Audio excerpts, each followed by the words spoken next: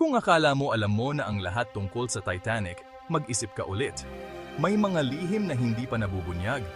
Noong Abril 10, 1912, ang Titanic ay naglayag mula sa Southampton, isang napakalaking barko na sinasabing hindi lulubog. Ngunit sa gabi ng Abril 14, isang yelo ang nagbago ng lahat.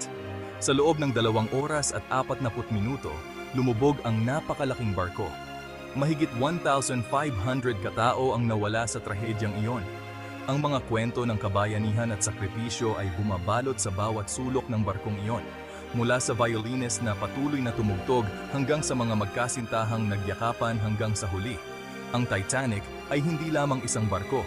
Ito ay isang simbolo ng pag-asa, pangarap at trahedya. Kaya't sa tuwing maririnig mo ang pangalan nito, alalahanin natin ang mga aral na dala ng kanyang paglubog.